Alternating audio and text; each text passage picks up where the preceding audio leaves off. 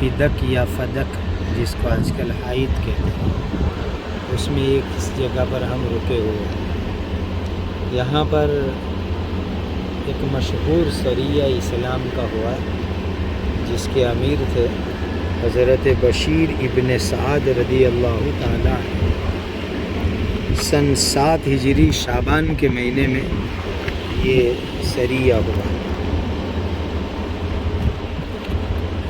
اس علاقے کے اندر کچھ ایسے قبیلے کے لوگ آباد تھے جو نبی کریم صلی اللہ علیہ وسلم سے دشمنی رکھتے تھے، اسلام سے دشمنی رکھتے تھے۔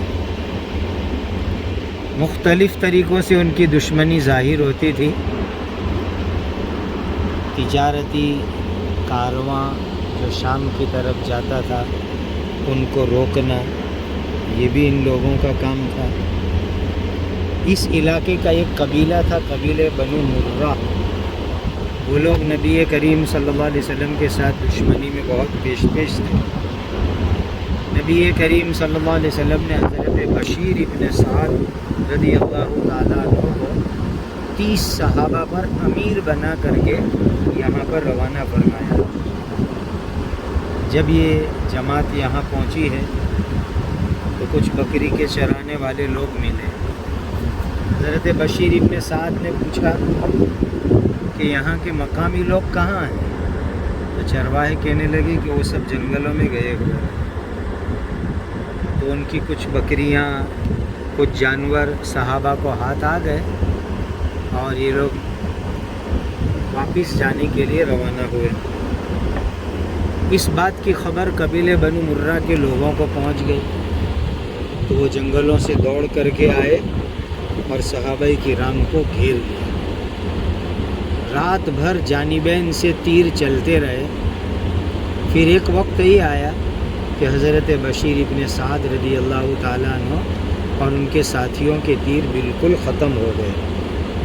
جب صبح ہوئی تو پھر آمنے سامنے قتال ہوا کہ بنو مرہ پورا قبیلہ اور ان کے جنگجو لوگ، اور یہ صرف 30 حضرات۔ تو پھر ایک وقت آیا کہ صحابہ کرام شہید ہوئے۔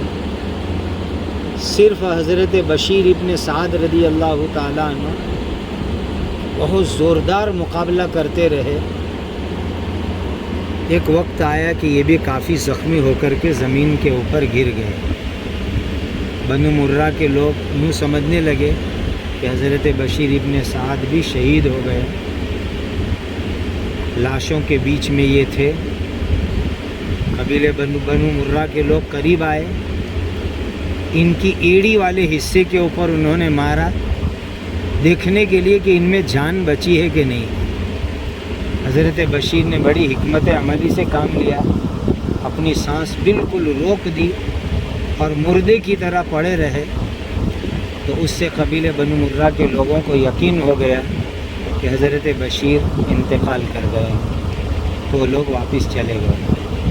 رات ہو گئی، حضرت بشیر حرکت میں آئے اور یہاں سے نکلے۔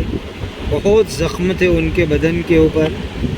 یہیں فدق کے اندر ایک یہودی کے گھر پر مہمان رہے اور کئی دنوں تک وہاں انہوں نے علاج معالجہ کیا، یہاں تک کہ جب چلنے کے قابل ہو گئے تو پھر حضرت بشیر رضی اللہ تعالیٰ عنہ مدینۃ المنورہ پہنچے۔ پھر اس کے بعد نبی کریم صلی اللہ علیہ وسلم نے اسی سریے کے انتقام میں دوسری جماعت روانہ فرمائی، جس کا حال ابھی آپ لوگ کچھ وقت پہلے سن چکے۔